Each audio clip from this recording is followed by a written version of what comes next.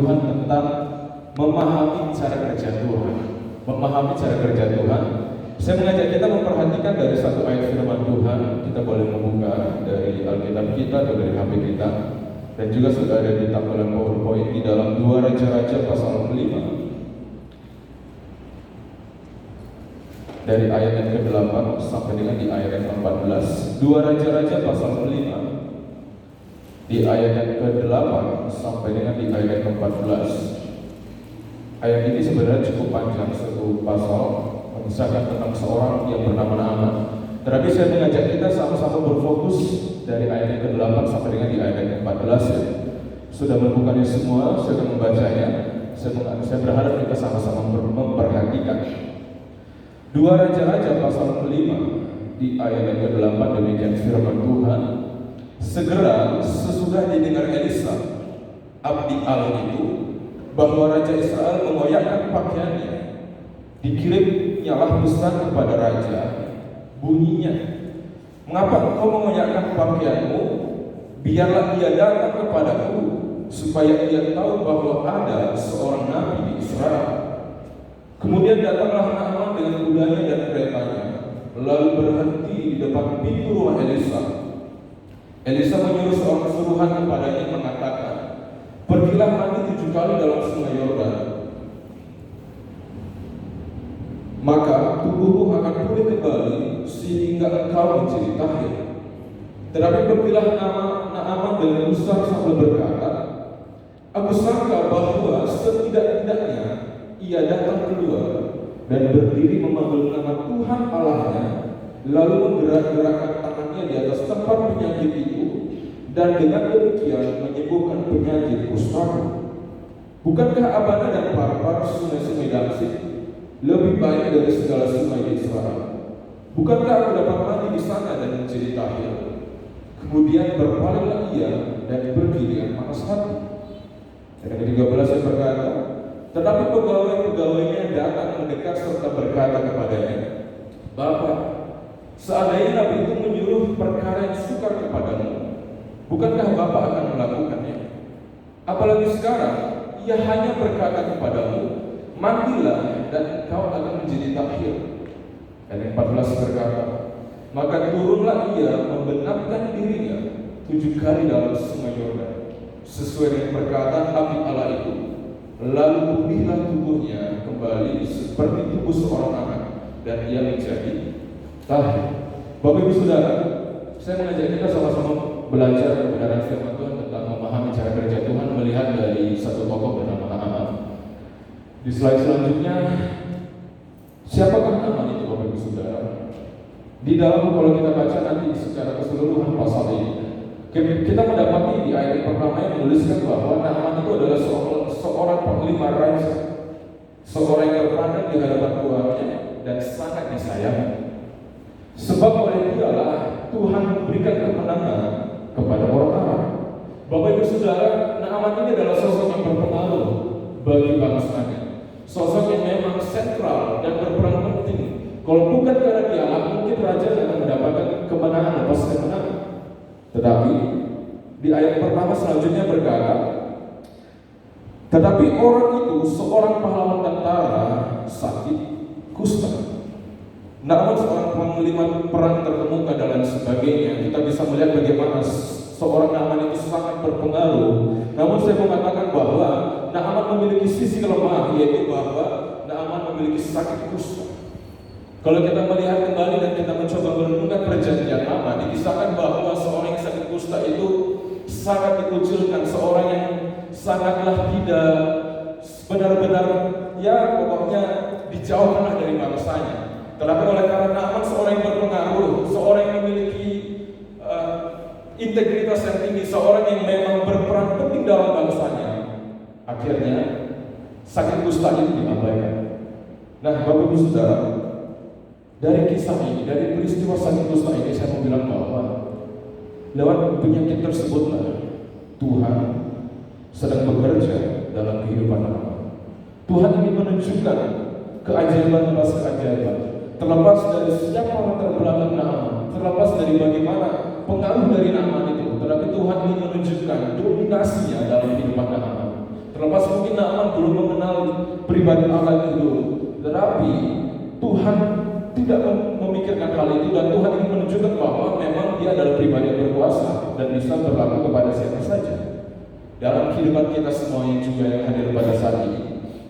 Saya percaya bahwa hari ini kita boleh datang beribadah di tempat ini. Saya percaya bahwa itu menunjukkan bahwa Tuhan sedang bekerja dalam kehidupan kita masing-masing. Tuhan ingin menunjukkan keajaiban lepas keajaiban. Tuhan ingin menunjukkan kemenangan lepas kemenangan, terlepas dari siapa diri kita. Tuhan tidak pernah pandang siapa kita, dan Tuhan tidak pernah tanya kita dari mana. Yang Tuhan tahu kita adalah umat kesayangannya, dan Tuhan ingin bekerja dalam diri kita.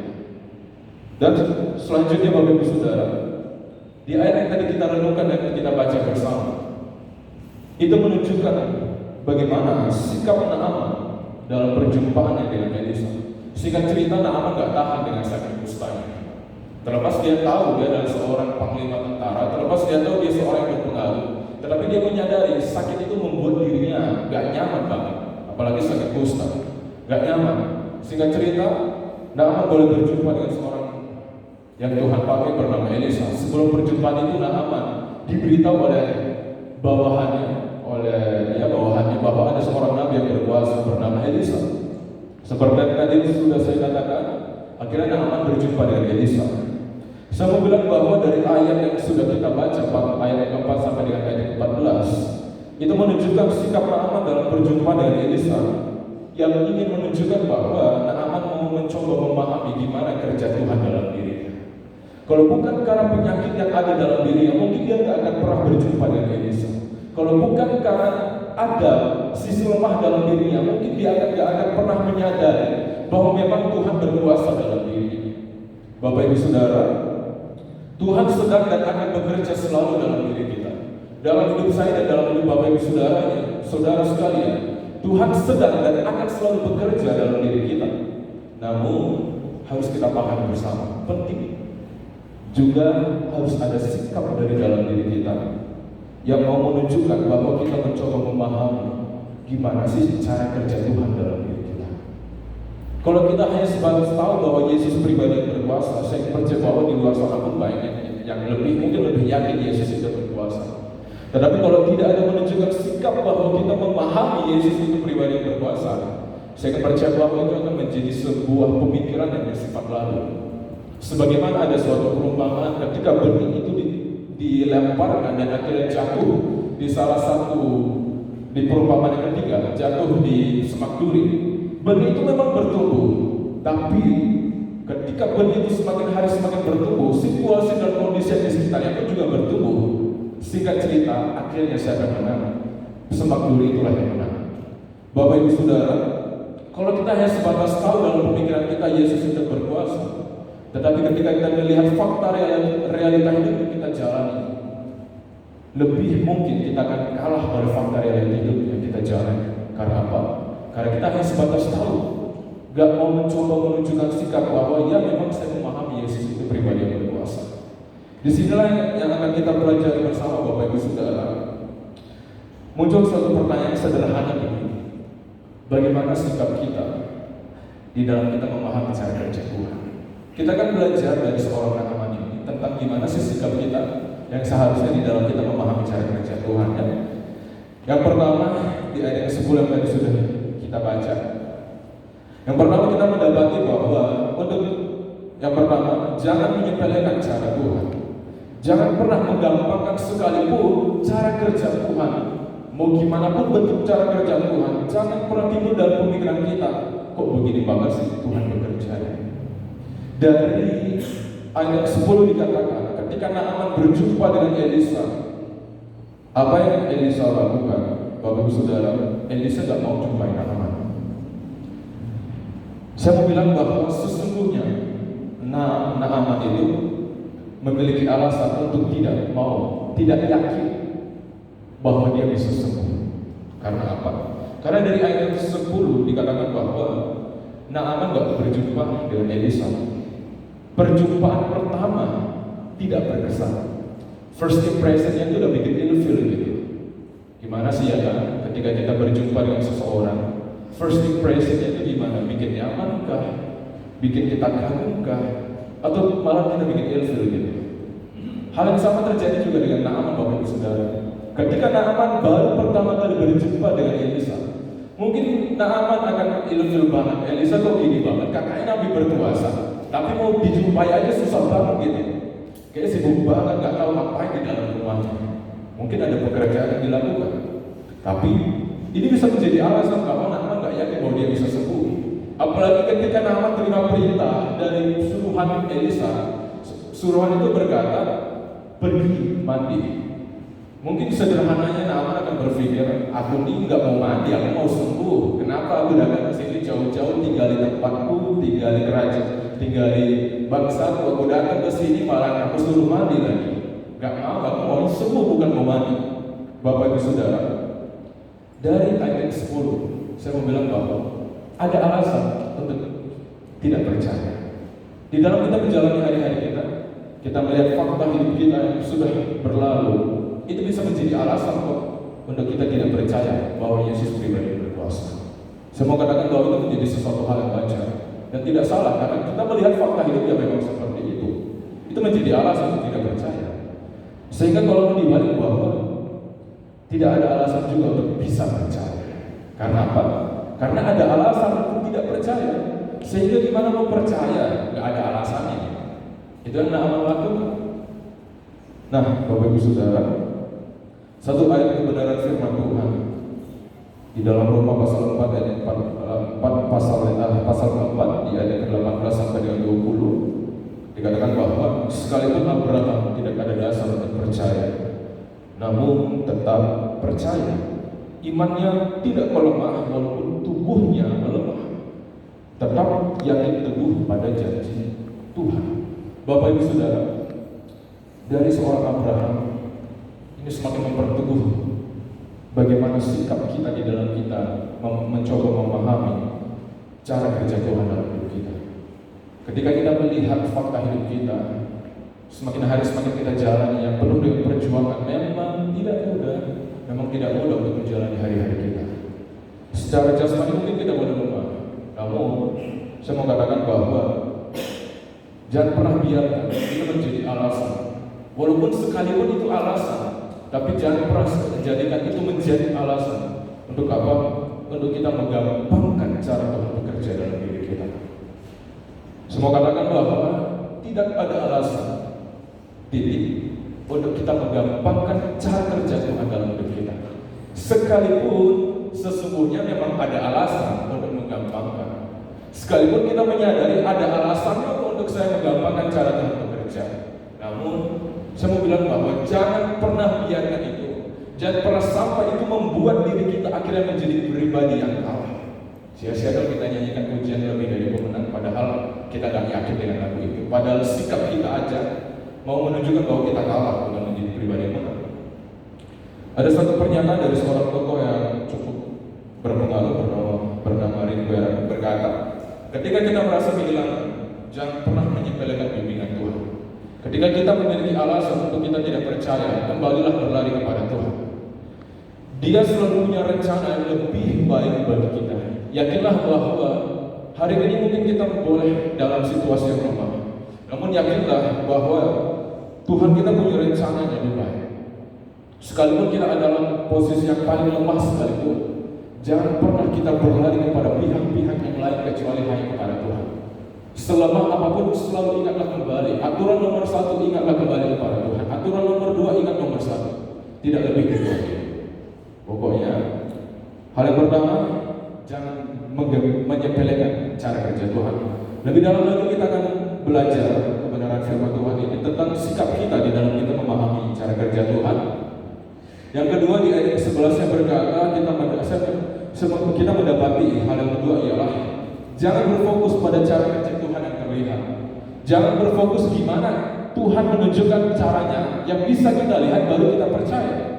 Dari ayat 11 berkata, Naaman berkata, aku sangka setidak-tidaknya dia keluar, dia menggerak-gerakkan tangannya lalu berkata ada sesuatu ya mungkin apa yang bisa membuat Naaman akhirnya benar yakin bahwa ada tanda-tanda keajaiban. Bapak Ibu Saudara, Naaman berpikir Elisa akan menjumpai dirinya dan akan mengambil sebuah tindakan penyembuhan. Naaman berpikir bahwa dia sudah datang jauh-jauh, setidaknya ya ada bentuk penghargaan lah. Elisa mau datang, mau berjumpa, dan akhirnya ya Elisa melakukan suatu tindakan penyembuhan.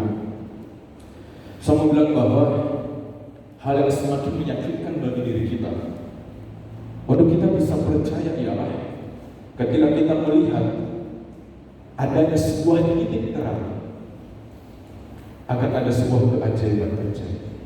Hal yang akan membuat kita semakin lebih lagi percaya ketika dalam kalau kita menuliskan itu ialah istilah yang sering dipakai, tanda. Ketika kita melihat tanda bahwa memang keajaiban itu memang sungguh terjadi. Namun terkadang ada kalanya tanda itu seakan-akan tertutup gitu, seakan-akan tertutup. Namun bukan berarti keajaiban itu tertutup, enggak. Keajaiban Tuhan enggak pernah berhenti. Bapak Ibu Saudara, ada satu ayat firman Tuhan dalam 2 Korintus pasal 5 di ayat 7 berkata begini, hidup karena percaya, bukan karena melihat. Ini perkataan dari seorang Rasul Paulus yang benar-benar memiliki keyakinan yang sungguh bahwa dia mulai hidup itu karena percaya, bukan hanya karena melihat.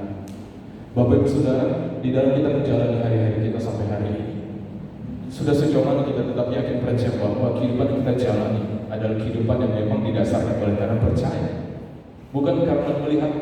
Memang sungguh ada dulu, baru kita percaya. Diri kita dan Tuhan yang tahu. Tetapi lewat kebenaran firman Tuhan pada siang hari ini, kita diajarkan bersama untuk kembali mengingat bahwa oh ya, memang saya boleh hidup sampai hari ini itu hanya oleh karena kemurahan Tuhan. Itu hanya oleh karena kasih karunia anugerah Tuhan boleh kerjakan. Sehingga bukan karena dengan kuat dan bukan karena gagahku, tetapi itu hanya oleh karena Tuhan yang memampukan diri kita. Kembali, ada salah satu pernyataan dari seorang tokoh terkenal berkata, Tuhan itu bekerja dalam cara yang tidak bisa diprediksi. Mungkin kita berpikir Tuhan akan bekerja dengan cara A, tetapi ternyata Tuhan menunjukkan dengan cara yang bukan A. Bisa saja B, C, atau yang lain. Cara Tuhan tidak bisa kita prediksi, atau kadang kita sulit untuk memahami. Satu hal yang harus kita tahu bahwa tetap fokuslah pada iman dan percaya bahwa Ia selalu memiliki rencana yang lebih baik. Tetap fokus bertumbuh hanya dalam iman, bertumbuh menumbuhkan iman kita, menebalkan iman kita agar iman kita semakin hari semakin kuat di dalam Tuhan. Terkadang pola pemikiran yang salah ialah ketika kita hanya merasa saya kuat oleh karena diri saya, enggak. Tetapi kita lupa bahwa kita kuat oleh karena iman kita lah yang harus semakin ditumbuhkan di dalam Tuhan. Saya berdoa berharap agar kita semua yang hadir pada saat ini semakin lebih hidup lagi dalam iman, bertumbuh. Sebagaimana kita boleh ada di dalam institusi ini yang selalu dikumandangkan iman, dan iman. Kita bertumbuh dalam iman, kita bertumbuh dan fokus bertumbuh hanya pada iman, dalam iman.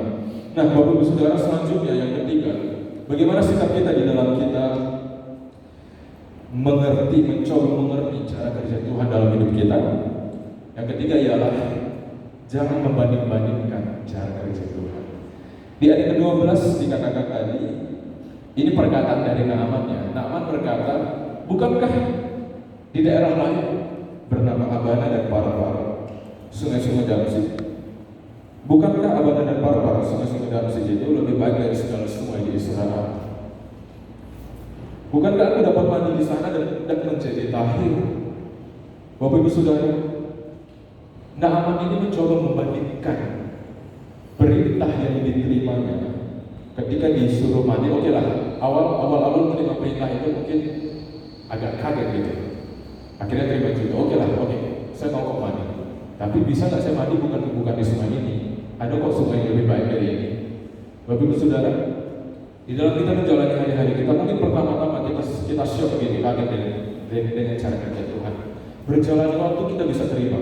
Namun di tengah proses waktu itu, terkadang tanpa kita sadari, kita mau mencoba bernegosiasi dengan Tuhan. Tuhan, aku maunya begini, bisa nggak diubah jadi begini? Padahal Tuhan maunya begitu. Ketika kita maunya begitu, Tuhan maunya begini. Bapak Ibu Saudara, dari seorang Naaman kita belajar untuk jangan membandingkan cara kerja Tuhan dalam hidup Bapak Ibu Saudara dengan cara kerja Tuhan dalam hidup sesama dari Bapak Ibu Saudara. Diri kita dan sesama kita memang sama-sama Tuhan ciptakan, tetapi Tuhan tahu keunikan diri kita dan Tuhan tahu hal yang terbaik dalam diri kita. Gak mungkin dong cara kerja saya, cara kerja Tuhan dalam diri saya sama dengan cara kerja Tuhan dalam hidup Bapak Ibu Saudara. Nama dari nama saja sudah berbeda. Mungkin ada yang mirip, tapi cara kerja Tuhan pasti berbeda. Walaupun berbeda, tidak mengurangi nilai bobot bahwa kasih Tuhan tetap sama. Karena Tuhan itu adalah Tuhan yang adil. Nah, Bapak Ibu Saudara, Naaman memberikan pandangan perbandingan semua ini. Nah, kembali ke tadi sudah saya katakan, jangan pernah membandingkan cara kerja Tuhan. Karena apa? Karena itu bisa menjadi awal sakit hati kita kepada Tuhan. Ketika kita membanding-bandingkan cara kerja Tuhan dalam hidup kita dengan sesama kita, itu bisa menjadi awal mula untuk kita sakit hati kepada Tuhan. Tuhan, kenapa dia lebih baik daripada saya? Tuhan, dia lo jauh daripadamu, tapi kenapa dia jauh lebih diberkati daripada saya yang setiap hari melayani, yang setiap hari duduk diam berkuliah dan lain sebagainya.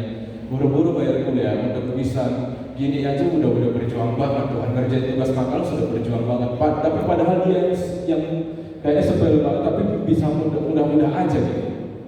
Nah, Bapak Ibu Saudara, itu bisa menjadi awal sakit hati loh kita kepada Tuhan. Padahal Tuhan gak pernah tuh merasa menyakiti hati kita. Tapi kenapa kita bisa sakit hati? Ya kembali karena kita membandingkan cara kerja Tuhan dalam diri kita dengan cara kerja Tuhan dengan sesama kita. Mungkin kita bermaksud baik, tapi yakinlah bahwa Tuhan punya pandangan yang jauh lebih terbaik bagi diri kita dan bagi sesama kita. Kembali seperti yang tadi sudah saya katakan bahwa Tuhan tahu yang terbaik bagi diri Bapak Ibu Saudara dan bagi diri kita semua. Saat kita membandingkan rencana Tuhan dengan rencana kita sendiri, kita akan merasa bingung. Terkadang kita hidup dalam suatu kebingungan. Karena terkadang rencana Tuhan dengan rencana kita itu ibarat Alkitab tuliskan setinggi langit dari bumi. Demikianlah rencana kita dengan rencana Tuhan. Gak dapat disama, gak ada satu titik temu gitu. Terkadang, bukan hanya terkadang, bahkan sering gitu. Atau mungkin ada yang bilang selalu gak ada titik temunya gitu. Nah, kita akan selalu kebingungan. Tapi hanya dengan kita selalu meletakkan rasa percaya kita pada Dia, kita akan menemukan sebuah ketenangan. Alkitab berkata, datanglah kepadaku, maka Tuhan akan memberikan sebuah ketenangan. Ketika kita dalam suatu kebingungan, yang mana nih pilihan yang terbaik? Kembali, langkah paling awal dan langkah yang paling utama, kembali kepada Tuhan. Gak ada pilihan yang lain. Nah, Bapak Ibu Saudara, yang terakhir nih, tenang kita masuk yang terakhir. Bagaimana cara untuk kita bisa mengerti sikap kita dalam kita mencoba memahami cara kerja Tuhan? Yang terakhir, haruslah kita tetap mengikuti cara kerja Tuhan. Di ayat ke-13-nya, para pegawai Naaman itu berkata kepada Naaman, Bapak, bukankah kalau si Nabi itu berkata, pancatlah gunung akan kita sembuh. Sesuatu hal-hal yang sukar pasti Bapak akan melakukan. Ini sederhana aja Bapak, cuma disuruh mandi aja kok susah banget Bapak. Bapak Saudara, terkadang kita terkadang dalam kita menjalani hari-hari kita, terkadang kita lupa bahwa ternyata hal-hal sesepele apapun dalam pandangan kita, disitulah menjadi cara Tuhan bekerja dalam diri kita. Terkadang kita hanya berharap ada sesuatu hal yang besar dulu, baru kita yakin di situ menjadi cara kerja Tuhan. Tetapi ternyata kita lupa. Kita boleh bangun tidur, kita boleh kembali berjumpa, kita boleh kembali saling memuji Tuhan, saling bertegur sapa. Mungkin kita merasa itu hal yang sepele karena sudah sering dilakukan dan bahkan setiap hari dilakukan. Tapi kita lupa, ternyata di balik sepele itu, disitulah Tuhan tetap menunjukkan cara kerja yang ajaib. Kalau kita nggak bisa bangun pagi, mungkin kita nggak bisa berjumpa seperti ini. Kalau tadi pagi saya nggak bisa bangun, mungkin tadi sekarang Bapak sudah ketua BEM kita, Kak Vivi. Mungkin, ya kan? Tapi puji Tuhan masih bisa bangun, masih bisa kembali berjumpa dengan Bapak Ibu Saudara. Satu hal, kita harus tetap mengikuti cara kerja Tuhan. Ketika kita merasa bingung dan kacau, yang terbaik ialah tetap ikuti jalan Tuhan. Itu pilihan yang terbaik. Pokoknya ketika kacau dan bingung, pilihan terbaik tetap ikuti jalan Tuhan. Gak ada pilihan terbaik. Mungkin kita merasa saya ini lagi kacau, butuh ketenangan. Jangan lupa, ketenangan sejati hanya di dalam Yesus. Ada satu pujian berkata, kalau ku cari damai hanya dapat di dalam Dia. Ketika kita mencari damai-damai di luar Yesus, mungkin kita merasakan damai, tetapi yakinlah bahwa damai itu menjadi damai yang semu, dan itu menjadi damai yang sementara. Karena di dalam Tuhan, damai itu damai yang sejati. Kembali, sebingung apapun, sepanjang apapun, sekacau apapun diri kita, sebetut apapun diri kita, semental breakdown apapun diri kita, kembali, itu bukan berarti kita mungkin boleh berdiam diri, tetapi harus berdiam diri dalam hadirat Tuhan. Harus berdiam diri dalam hadirat Tuhan. Saya berharap agar kita semua yang hadir pada saat ini sama-sama kita bergerak maju dan semakin lebih lagi memahami bagaimana cara kerja Tuhan dalam diri kita. Dari nama Bapak Saudara pada siang hari ini kita boleh belajar ada 4 hal. Yang pertama, jangan pernah sekalipun menggambarkan gimanapun dan bagaimanapun cara bentuk kerja Tuhan dalam diri kita. Sesakit apapun, sepenyakit apapun cara kerja Tuhan dalam diri kita tidak mengurangi esensi nilai utama bahwa Tuhan tetap menunjukkan kasih-Nya dalam diri kita. Jangan pernah menggampangkan. Jangan pernah hanya kita berfokus tunggu dilihat dulu baru kita percaya. Enggak. Jangan juga kita membanding-bandingkan gimana sih Tuhan bekerja dalam diri saya dan gimana sih cara Tuhan bekerja dalam sesama saya. Kayaknya dia lebih baik dari saya mau seperti itu. Jangan. Karena Tuhan tahu yang terbaik dalam diri kita. Dan yang terakhir, kita harus tetap bergerak mengikuti cara kerja Tuhan. Mengikuti hiduplah dalam rencananya Tuhan. Amin. Demikian kebenaran firman Tuhan pada siang hari ini. Tuhan Yesus